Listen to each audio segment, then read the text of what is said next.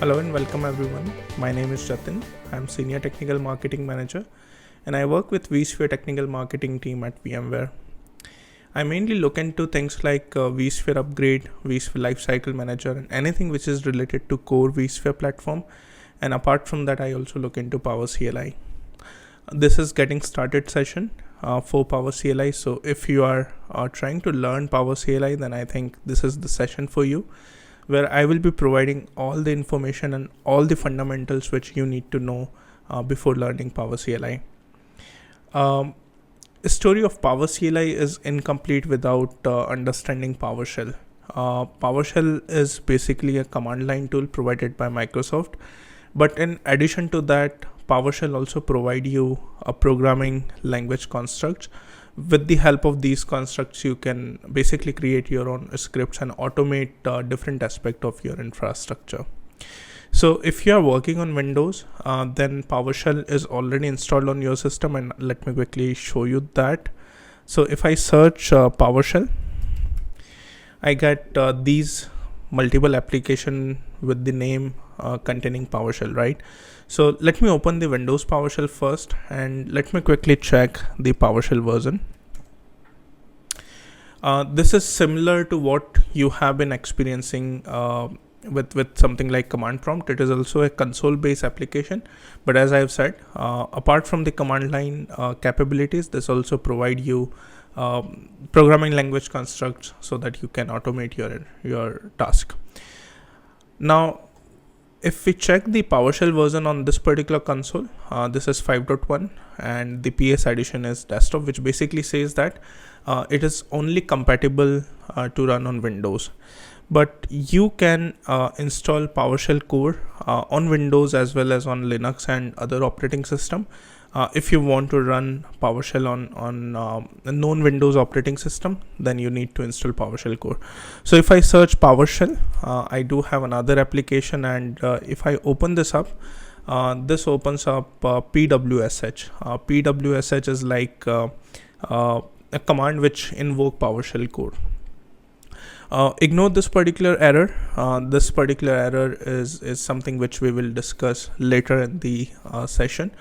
But let me quickly show you the PS version table for PWSH as well. And if you look at the PowerShell version table over here, which is basically 7.1 over here, and if you look at the PS edition, that it means that it is PowerShell core. And with PowerShell core, you can run this particular application on Windows, Linux, and as well as on the Mac operating system. So in a nutshell, if you are running on Windows platform, then you already have PowerShell built into the system. But if you want to leverage PowerShell core, you can install PowerShell core on top of that. And if you are a Linux or Mac user, you need to install PowerShell core. And the detailed documentation about installation is something which is available on Microsoft site.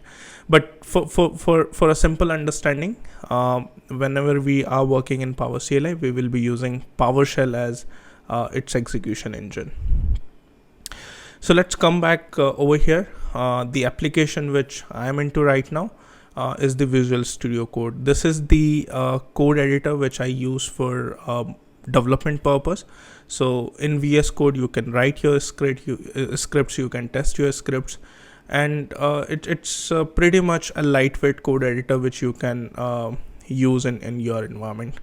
VS Code also comes with a terminal, and over here this is the PowerShell terminal, and in this terminal I am running PowerShell version core, which means that it is compatible with other operating systems as well. So depending on what you need, you can basically pick and choose your respective PowerShell version. The bottom line is Windows PowerShell is only compatible on Windows, whereas PowerShell core is compatible across different operating systems.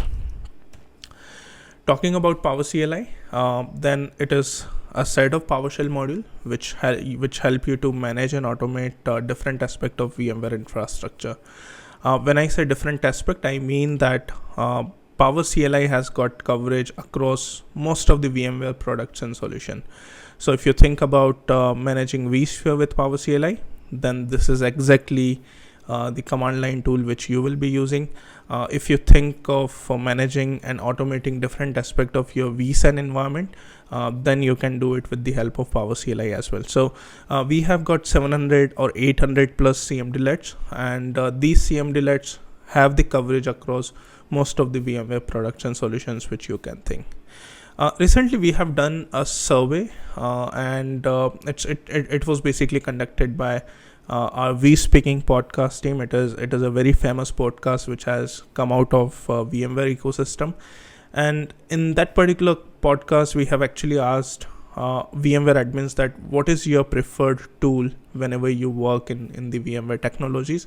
And it was not surprising for us to see that PowerShell and Power CLI are the number one tool which most of the VMware admins prefer to work with. And most interesting fact in that particular survey is there were other tools which were listed as the preferred choice. Somewhere behind the scene, those tools were also leveraging PowerShell and Power CLI capabilities in them. So it is certainly a best command line and automation tool which you as a VMware admin will be working with. And why is it so? It is simply because the fact that Power CLI provides you a very uniform, simplified CMD-led experience, which basically hides all the complexities which a system administrator can get while working with APIs directly. So you as a system administrator doesn't really need to worry about what is REST APIs, what is SOAP API, how do I invoke all of these APIs and things of those nature. So you as a system administrator have a very simplified and uniform command line experience which you can use to automate your VMware infrastructure and tasks related to it.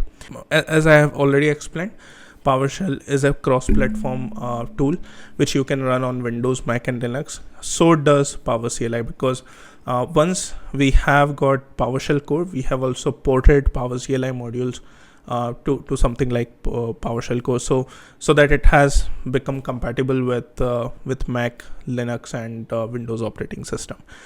There is a community Docker image which is available on the Docker Hub, which you can pull, and you can basically run Power CLI in a containerized environment as well. This container image is not supported by VMware, but it is certainly a community provided container image. So just in case if you want to run Power CLI in a containerized environment, that is also possible with the help of PowerShell core. So let's quickly talk about the installation prerequisite. So for installing Power CLI, what you need is, on Windows you need .NET Frameworks 4.7 or above, and also you need PowerShell 5.1 or above. In most of the cases, these two requirements will be taken care if you, by default, if you are working with any of the Windows platform. For Linux and Mac, you need to have .NET Core 3.1 and also you need PowerShell 7. Once the PowerShell is installed, you can then start installing Power CLI. And to install Power CLI, the command is very simple. This is install module followed by name, and the module name is vmware.powercli. If you have an existing Power CLI version which you are already running with, then you can check your current Power CLI version with this particular command. This is get module name vmware.powercli list available. So if I execute this, it basically gives me an output that the Power CLI version on this particular system is 12.4. And if you are running with an older version of Power CLI, you can choose to update your module with this particular command, which is update module followed by name vmware.powercli. Just in case if this is your first time, and if you are starting up with PowerShell or Power CLI for the first time, then you might need to do some configuration changes in your PowerShell environment. So the first change is about the execution policies. Execution policies are like security guardrails which are put in place within PowerShell. We have different execution policies, and by default, if you are running on Windows 10 or Windows 11, your default execution policy is set to restricted, which means that doesn't really matter whether you are executing your local script or you are executing scripts which are downloaded from internet. The script execution is disabled on this particular system. So if your execution policy setting is set as restricted, you will end up with similar kind of error, which basically says that cannot be loaded because running a script is disabled on this particular system.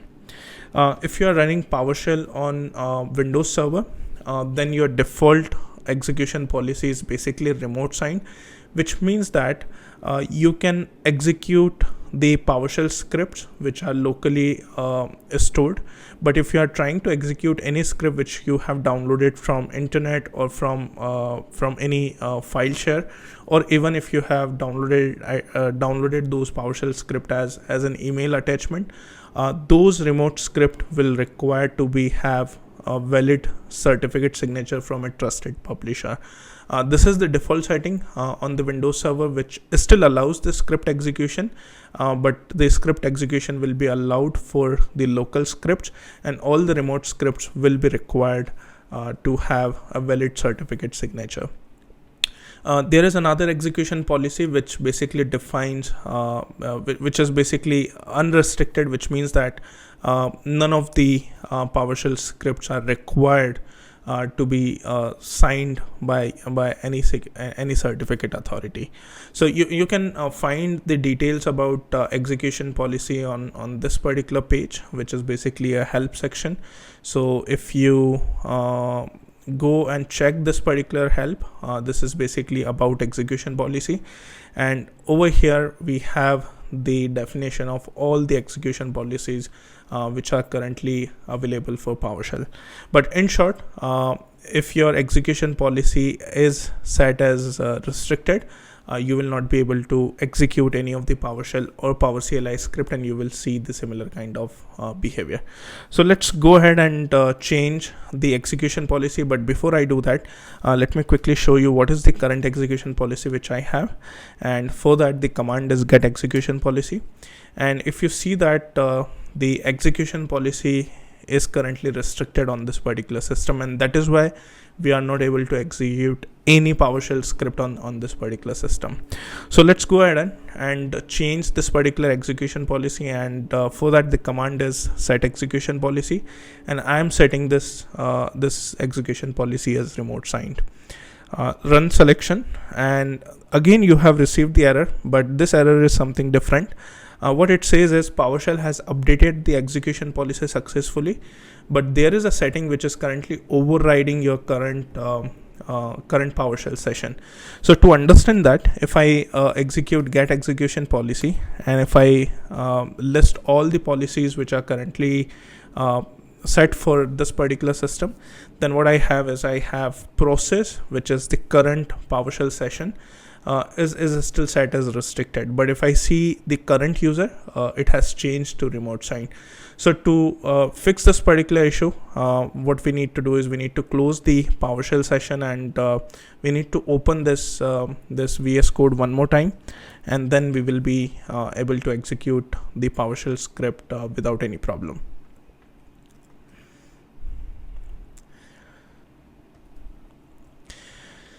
The next configuration change which you might want to do is the PowerCLI configuration. This is similar configuration which basically gives you a choice what you want to do in case of an invalid server certificate error. So if I access vCenter server over here in the web browser, and what you see is it says that connection is secure, which means that I have a valid certificate for this particular vCenter server. And if that's not the case, you basically end up with a security warning which says that your connection is insecure. So similarly, when you attempt to connect with any vCenter server, you need to basically define your PowerCLI configuration, what it has to do on the invalid server certificate action.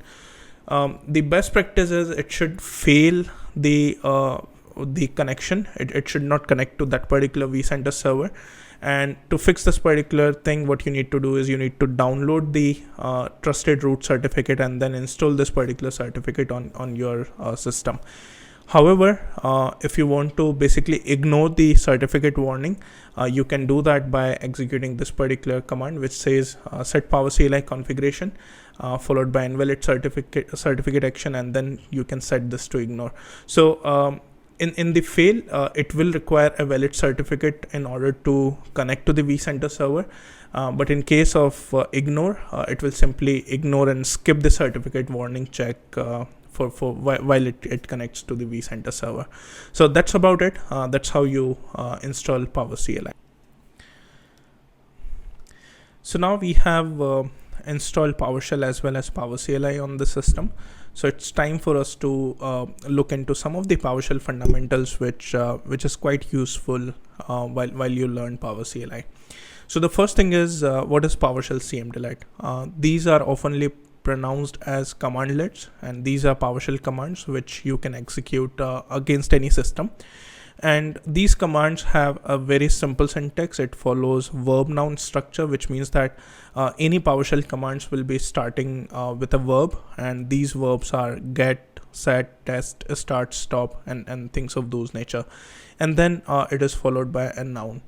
You can think of a noun as an object. So for example, if you want to execute something against a process, then your noun is the process. If you want to execute something against a virtual machine, then your noun would be a VM. So this is what verb noun cmdelete structure, which is followed by PowerShell. Then it also has set of parameters which basically accept different inputs from the user. So you can specify the parameter followed by the command, and then you can provide the input which you would like to give. So for example, you have a PowerShell command which is get process, and with the command name itself, it is quite evident that it will list out all the processes which are currently running on this particular system. But let's say if you want to get into a specific process and that process has a name as MS Edge, you can also do that by providing a parameter and its value after the command. So the command is get process, and hyphen name is the parameter which accepts the input, and in this particular case this is a process name which you will be providing as a parameter value to this particular command. So let me execute the first one. This is get process, and what you will see is you will see all the processes which are currently running on this particular system. So this is the process name, this is the ID, this is the CPU which is currently consumed by each and every process in the system, and these are some other properties which this particular object is containing. If I execute get process with its parameter value, and the parameter is name and the value is MS Edge, then what it will do is, instead of listing out all the processes which are currently running on the system, it will basically list out all the processes which has a name as Microsoft Edge or MS Edge. So this is how you basically provide a PowerShell command and the inputs to any of the PowerShell command which you want to do. The next thing is, in PowerShell, everything is an object. So when I execute get process, it actually returns a set of object which I can work with, right? And you can think of an object which represents something in PowerShell, right? It can be a virtual machine, it can be your standard switch or distributed switch, it can be very well a process which is running on a specific system. It can be services which are running on your system. So anything which you can represent in PowerShell will be represented in the form of object. And when you actually look into the object, then what you have is you have properties, you have set of properties which basically gives you the information about that particular object. So for example, if we take the example of process itself, then the properties are name, ID, CPU, and so on. Name actually tells you about the process name. ID gives you the specific ID which is associated with that particular process, and then there are some other properties which gives you a different type of information about that object. Then you have methods. Methods are something which can be executed against that particular process, that particular object. So again, process, we'll take the example of process. We can start a process, we can stop the process, we can kill the process, we can refresh the process. So all of these things are basically represented as a method. So when you look at the object, then it has properties which basically provides you the information about that object, and then with the help of method you can basically execute certain action or certain task against that particular object or set of object. How to understand object? For that we have a command which basically says get member, and it will help you out to understand what exactly the object is and what are the properties and method of this particular object.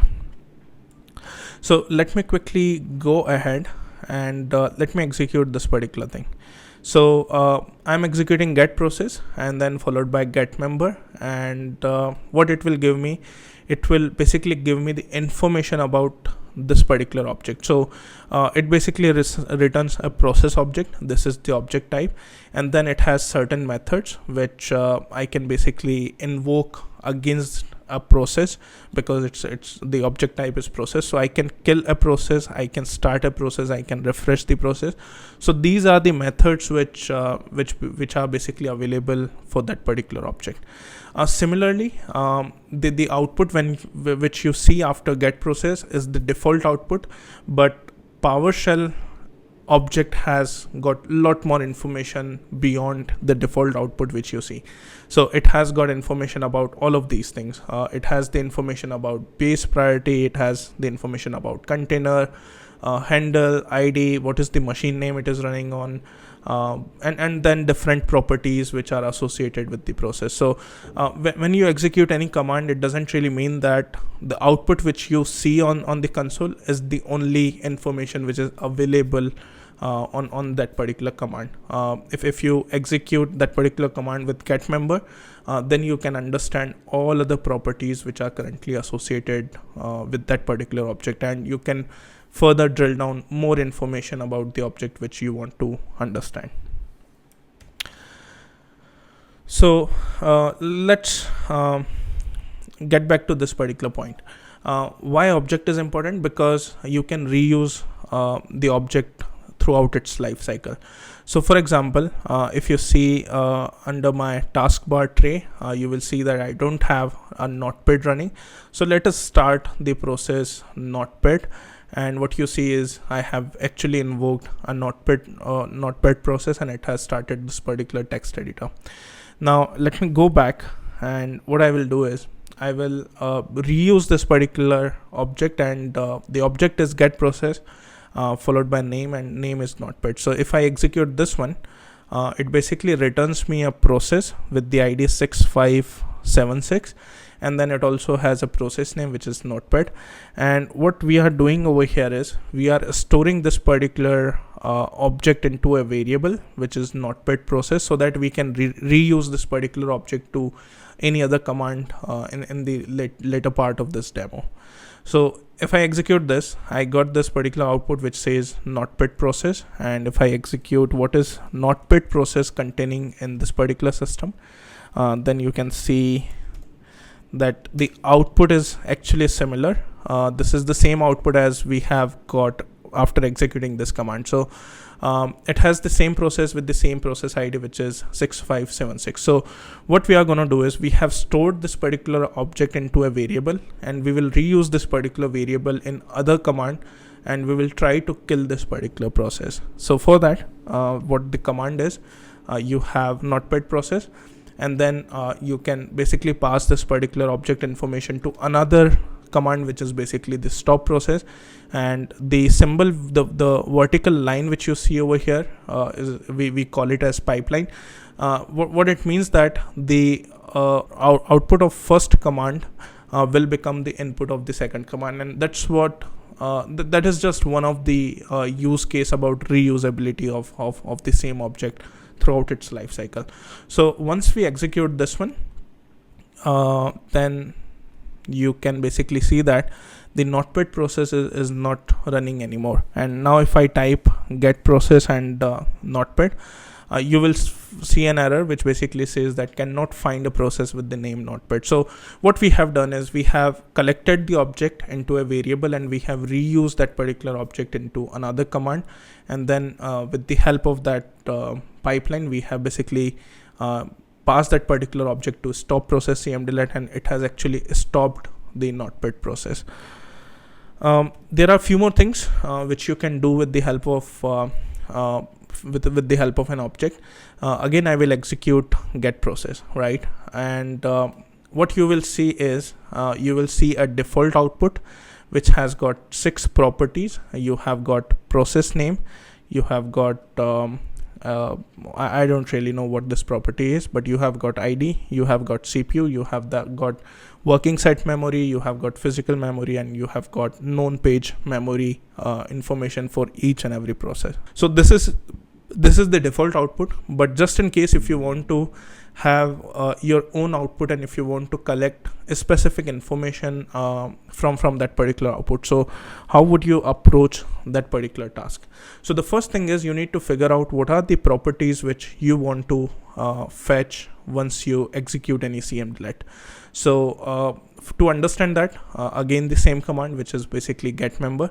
And when I execute get member, it basically gives me the information about that specific object which will be written by the first command, and in this case the command is get process. So the object type is process, and it has got different methods, which methods are like actions which you can perform on this object, and then it has got properties. So anything which is labeled as property is basically considered as an information which you can extract from that particular command, right? So in this particular case, I don't need all of these information, but what I need is I need name, I need the CPU consumption which is happening on that particular process, and I also need the working set memory information for each and every object. So instead of the default output, what I need a very customized output where I just want name, CPU, and working set memory of that particular object. So let me execute this, and what you see now is not a default output, but the output which I want. This is something which I have customized. So the command for that is get process, and then you select the object with its properties, and the properties are name, CPU, and working set. So if you see, this is the property which we have extracted from the output. This is the property which we are also extracting. This is basically the working set memory, and then we are also extracting the name, which is again a property provided by this particular command or this particular object. So this is the customized output which we have extracted from get process. What are the other things which you can do with the help of objects, right? So once you have a collection of object, what you can do is you can basically sort the object depending on a specific property, right? So again, let me execute get process, which is basically the default output which I will be getting, and then what we will do is okay, so the command name is not right. The command is get process.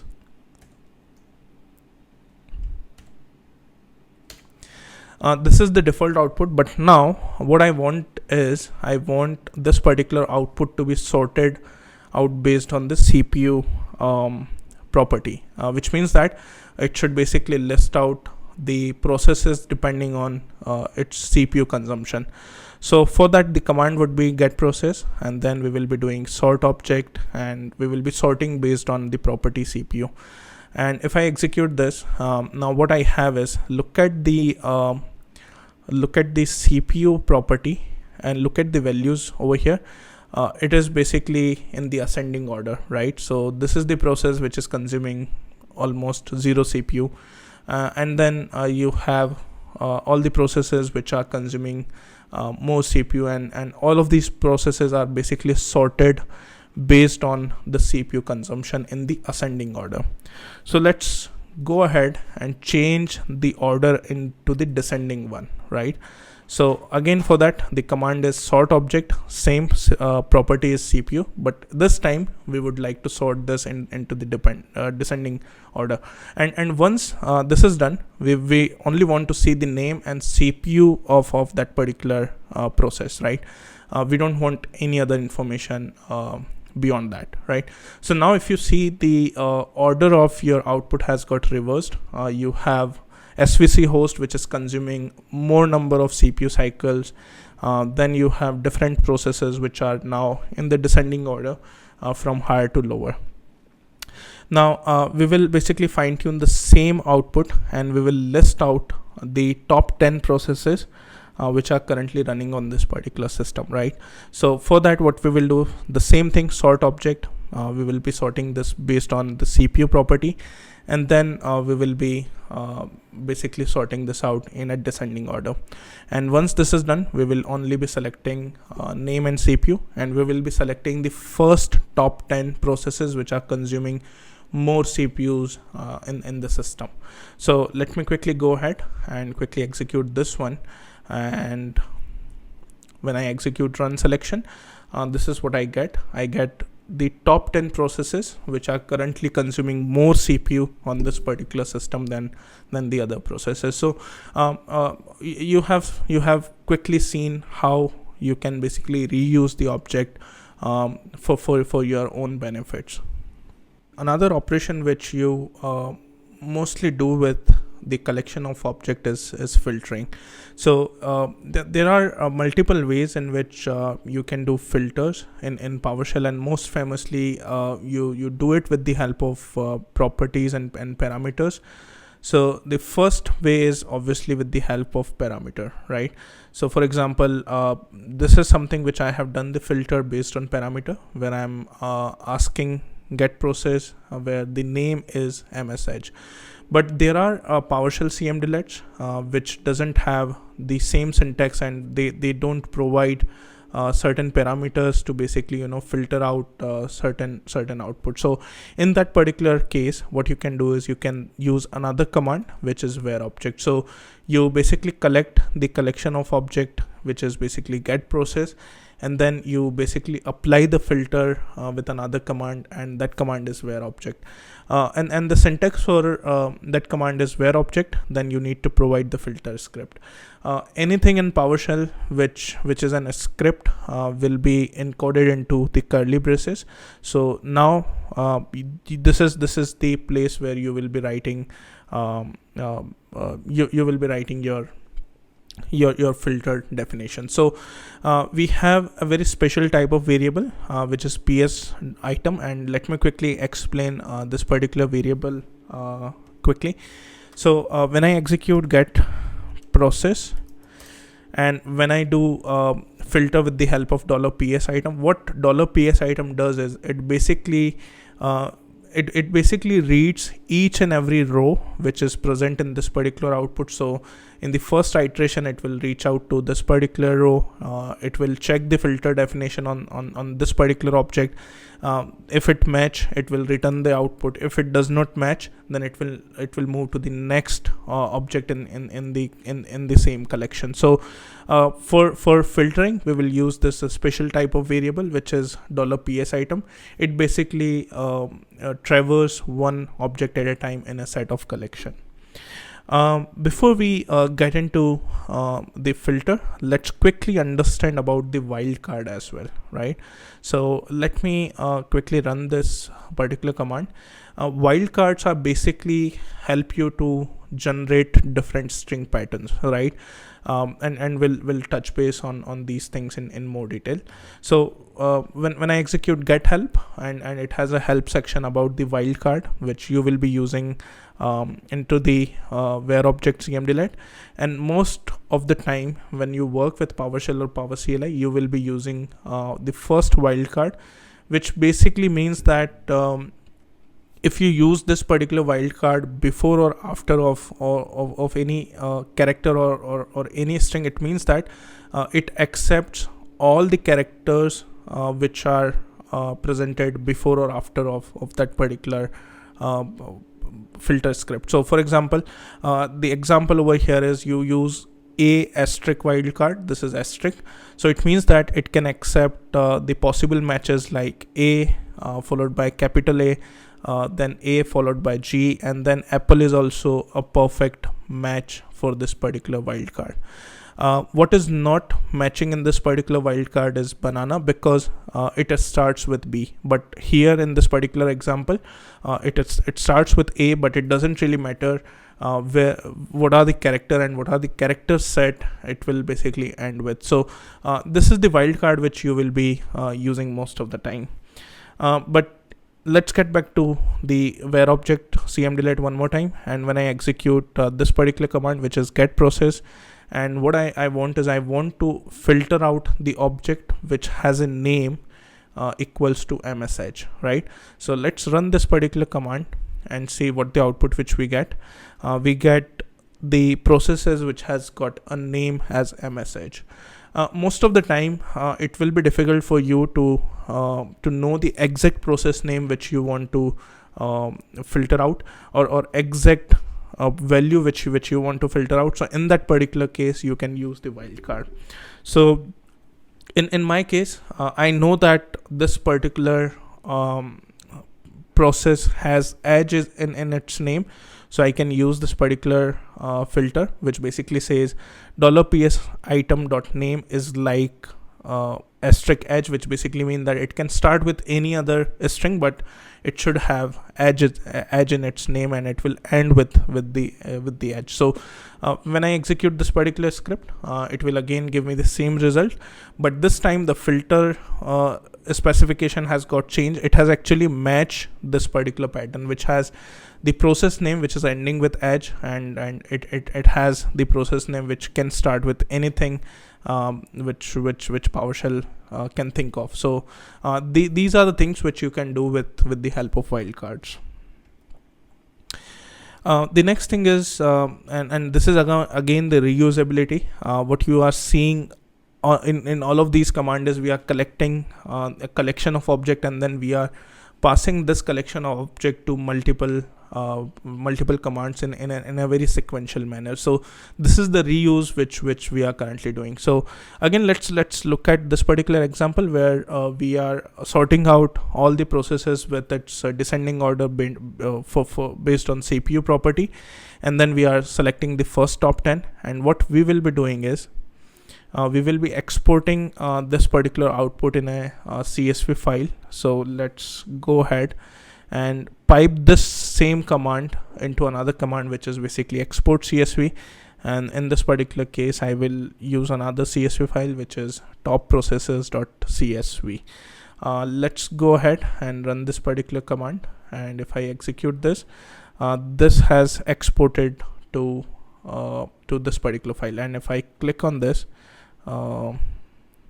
so this is the CSV file containing all the top 10 processes which are consuming more CPUs on this particular system. And we have seen is we have customized our output depending on what we want.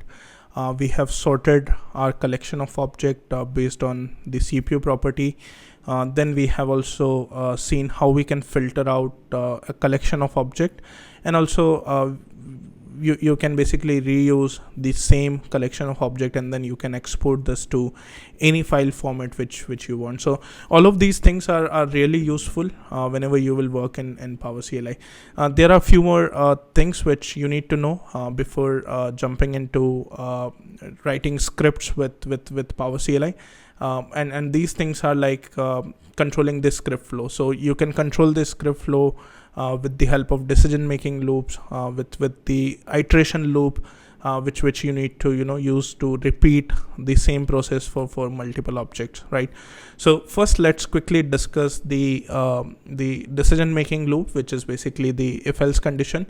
And the syntax is you will use if, and then you will provide the condition, and then once this particular condition will match, it will basically come under this particular section. So you will write the procedure for that particular code, and if that condition doesn't really match, then it will come to this particular section where if this condition is not matched, you will basically execute the procedures which are written under the else statement. So let's take this particular example where what we want to do is we want to understand whether the notepad process is running or not. And to do that, if the command, which is get process followed by name, and name is notepad, if it returns null, it means if it returns nothing, it means that the notepad process is not running. And you can see that in my taskbar, the notepad process is currently not running. So let me quickly run this particular thing, and you can see this particular output which says notepad is not running. Now let's go ahead and do another thing. And what we will do is, instead of just typing or just giving the output as notepad is not running, what we will do is we will start the notepad process.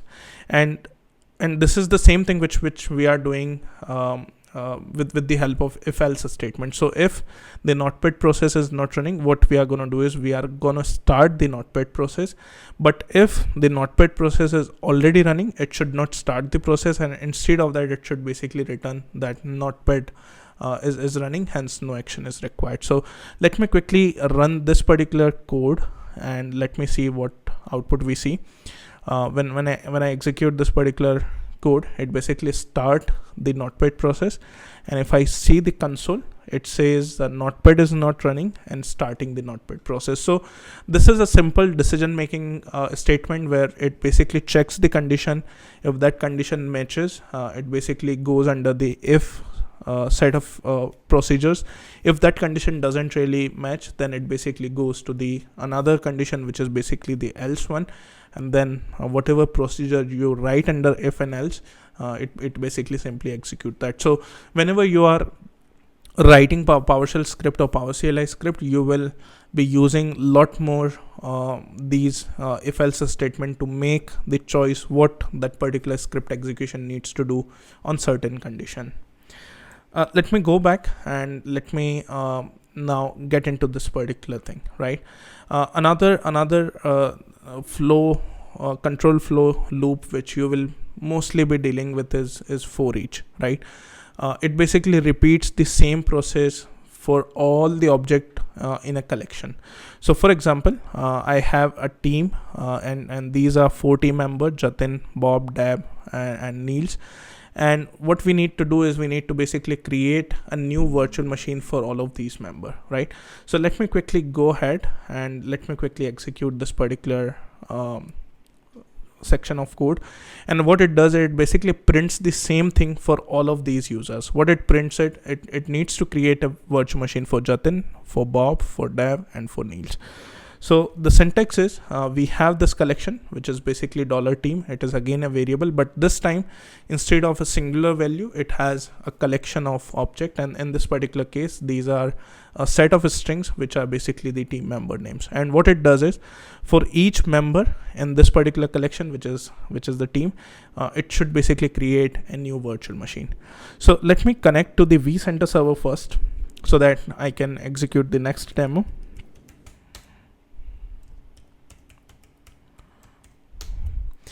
So the connect-vi server is the cmdlet. You need to provide vCenter server username and password, and now you have the connection. And let's get back into another example. So what we will do this time is, instead of just writing that create a new virtual machine for the team member, for the respective team member, what we are going to do is we are going to create the virtual machine with the PowerCLI cmdlet, and this time the cmdlet is new VM. What we are going to do is we have the collection of all the team members, and then we are iterating through each and every team member in the team. And for each member in the team, you need to basically create the virtual machine, and the virtual machine name would be member followed by _VDI, and the command to create the virtual machine would be new VM followed by name. And then you need to provide the resource pool, which basically means that on which cluster, on which ESXi host you need to basically create this particular virtual machine. So in this particular case, we will be creating the virtual machine on a vCenter cluster. So let me go ahead and execute this particular section of code. So now what it does is it basically creates the virtual machine. So it has created Jatin VDI, it has now creating the Bob VDI, then another one, and so on. and it has basically completed this execution. And now what you have is you have these 4 new virtual machine for each and every team member in your team. Now let's say if I execute the same code, and most probably this particular code will fail because you already have the same virtual machine in your environment. So the error which you see is VMware template with the name Jatin_VDI already exists. So to get rid of this particular thing, what we are going to do is we will now use the same decision making statement which we have learned just before that. So now what I have done is I have modified the same code, and this time before creating the virtual machine, it basically check whether the virtual machine already exists or not. If the virtual machine is exist, it basically give you the output that VM with the VM name already exist. And if that's not the case, then it will go ahead and create the virtual machine for you. So now let me execute this particular task, and if I do the run selection, what output it says, the VM Jatin_VDI already exists, and similarly it returns me the output for all other VDIs which are associated with the respective team members. So far we have understood some of the fundamentals which are directly related with PowerShell, but you can use these fundamental for Power CLI as well. And in fact, you will be using all of these things which we have learned till now in Power CLI. But there are a few specific things which I would like to provide you, and these information will certainly help you to navigate your way in Power CLI. So the first thing is the command to connect your vCenter server is connect-vi server followed by server name. And then you can provide your username and credential, and through that you can basically connect to the vCenter server.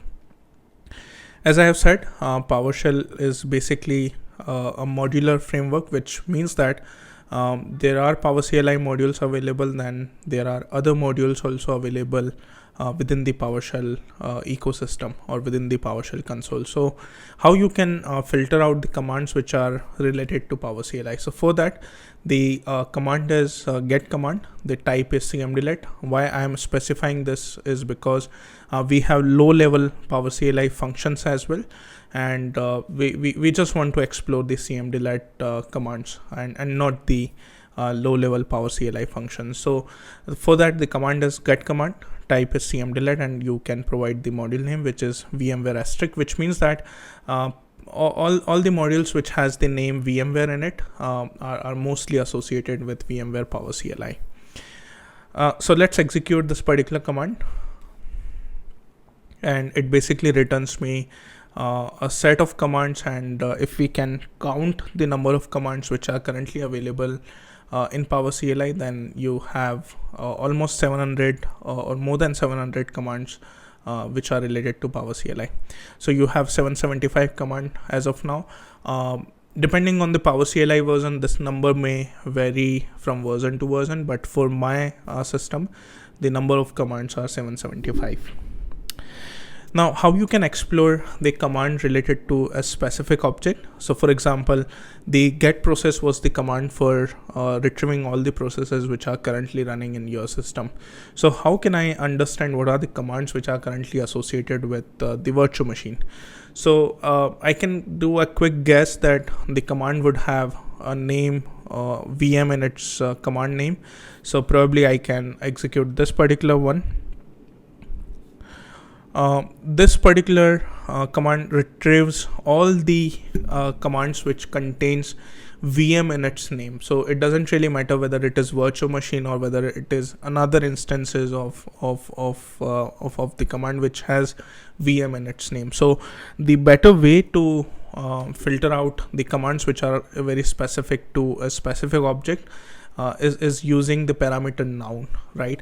Under this particular parameter, you can give the object name, and through that you can get the specific commands which are associated with the virtual machine object. So when I execute get command followed by noun, it only lists me all the virtual machines, all the commands which are associated with the virtual machine object. Similarly, you can filter out the commands which are currently associated with get VM host. So for that, the command is get command noun get VM host. So similarly, you need to basically figure out which object you are working on, and depending on that, you can basically decide what command you would like to pick and work for. We have seen how you can retrieve the commands depending on the object. Now, let's say if you have figured out the command that, okay, to retrieve the virtual machine, get VM is the command, but you want to get more information about this particular command. So PowerShell has got a built-in system which is get help. So execute get help and followed by the command name. It will basically retrieve the help documentation of that respective command. So this is the help documentation, and the good thing about this particular documentation is it has the brief introduction. It gives you all the syntaxes which are currently available for this particular command. It has got the description, and it has also got the important links which you can refer while looking for some help on this particular command. But if you want to look at the online documentation of the same command, you can execute get help, get VM, and then use the online switch, and this will open up the web browser, and in that particular web browser you have the help documentation available. So this is our new developer documentation, which also contains the API documentation as well as it contains the PowerCLI reference documentation. So once you are into the once you are into the cmdlet reference, what you have is you have the cmdlet name, it's a description, and then you have different set of syntax which you can use with this particular commands, right? And then syntax is also explained over here, where we are explaining all the parameters, what this particular parameter does, what is the description of this parameter, and whether this particular parameter is required or not. So there would be some cases where there are few parameters which are mandatory, so you need to provide those specific parameter in order to execute that specific command. So once you understand that, okay, this is the parameter which is data store, and how you can use this particular parameter, you can basically specify a data store object, and with that particular object you can specify all the virtual machine which are part of that particular data store. Furthermore, if you scroll down, you have set of examples which you can look for, and you can understand what exactly this particular cmdlet will do, how you can use this particular cmdlet for your own use. You can directly copy the example from here, and once you do that, you can paste this into your PowerShell console. So in my case, the virtual machine name is CPBU WS01, and it just retrieves me the virtual machine which has a name CPBU WS01. If you remember, this is the same thing which we did with process as well. Get process name is MS Edge, but instead of that, now we are working on the virtual machine object. Similarly, all those things which we did with the process object, now we can do with any object in PowerShell. And in this particular example, I am demonstrating the same thing for virtual machine object. So what I need to do is I need to get the virtual machine, but I need to sort the virtual machine depending on the power state. So this is the command. Let me quickly execute that, run selection. And now what you see is the output is basically sorted based on the power state. So powered on virtual machine will be listed on top, and then those virtual machine which are currently powered off will be listed at the bottom. And you can see these are the virtual machine which we have created during our earlier demo in the same session. So all the powered off virtual machine are now listed at the bottom of this particular output because it is sorted based on the power state. But what I want to know is I want to know the powered on virtual machine which has got more CPU and more RAM compared to other virtual machine in the environment.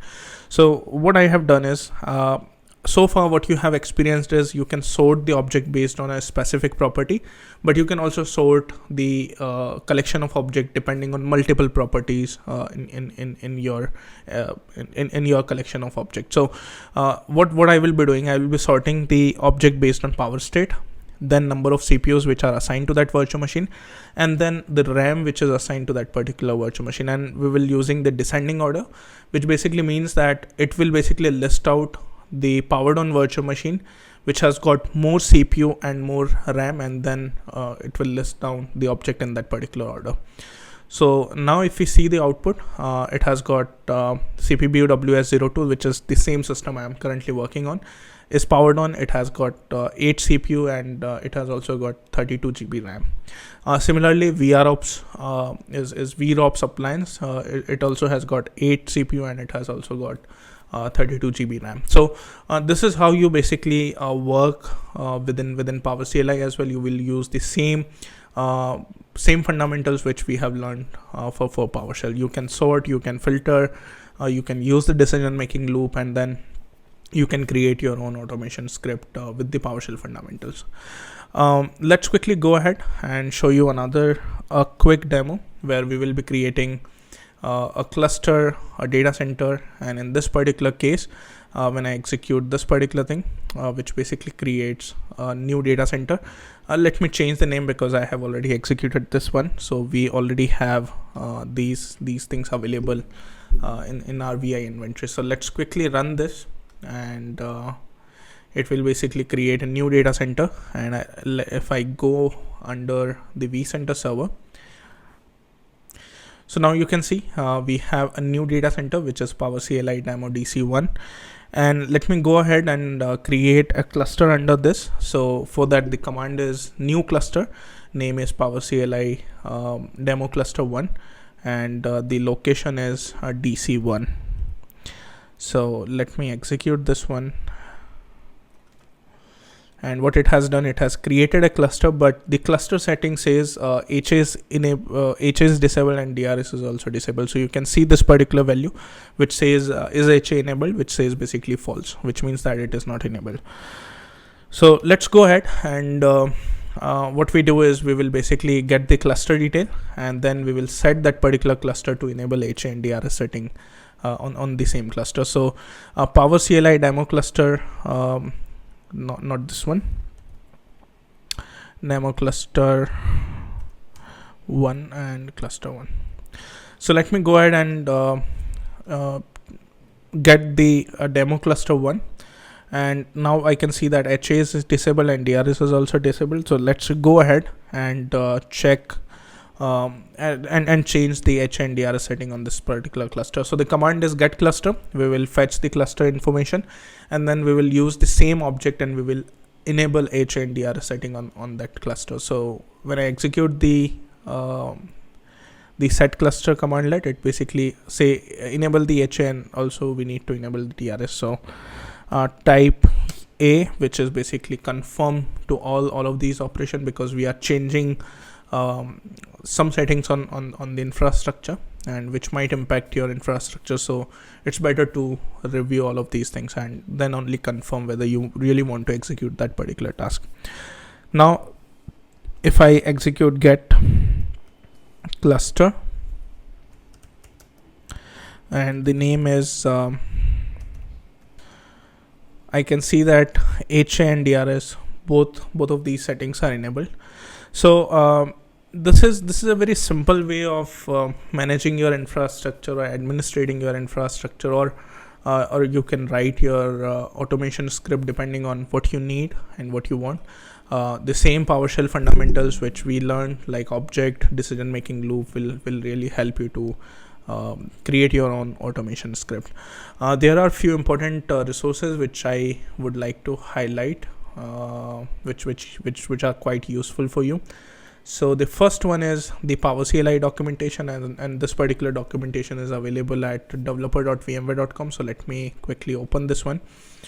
Over here, when you come on the official documentation, you have the user guide, you have the release notes, you have the community links, which basically point you to a VMTN community. And if you want to submit an idea, you can basically click on this, and it basically opens up this particular page where you can submit your own idea for feature request, or if you want anything which needs to be improved on Power CLI. You can also see the installation guide over here. depending on which operating system you are on. You can basically see the installation guide, and furthermore you can see the cmdlet reference by the respective product. So let's say if you want to explore the commands which are related to NSXT data center, you can come here, and then these are different commands which are currently available for NSXT and managing the NSXT environment. So this is it. That is it about the documentation, and you can also search the respective commands over here, and you can get the detail about those respective commands. So if I execute get vm, this is the command, and similarly it has the syntax, all the information about the parameters, and also it has got the example, PowerCLI example for that particular command. The next link which is important for you is this one. Let me come here and let me open this. You can also join the PowerCLI VMTN community, where you can basically raise a question and other community members basically pitch in and help you out in figuring out your answers which you are looking for. So a great forum where you can interact with all the community members who basically works into PowerCLI. You can also join a PowerCLI community on Slack. So for that, what you can do is you need to visit cod.vmware.com/join, and you need to provide your email address. And once you do that, you will receive the instruction. You can follow those instructions, and then you can part of the VMware code community as well. And just add PowerShell, just add PowerCLI channel to your Slack feed, so that you can interact with other PowerCLI community members on Slack as well. Last but not least, we have the PowerShell official blog post. We have official PowerCLI blog, and the URL is blogs.vmware.com/PowerCLI, where we whenever we release any new PowerCLI version, we basically provide a release highlight, and we also provide some technical information about PowerCLI features and the product release. You can also follow us on Twitter, where we keep posting out the latest and greatest information related to PowerShell and PowerCLI. So hit the follow button over here, and then you can subscribe to our Twitter feed, and you will be notified whenever we post something on Twitter. So that's about it. That's me, Jatin Purohit, signing off now. If you have any question about this particular session, if you have any feedback, or if you want to know more about PowerCLI, feel free to provide your feedback into the comment section. And thanks for watching this particular session.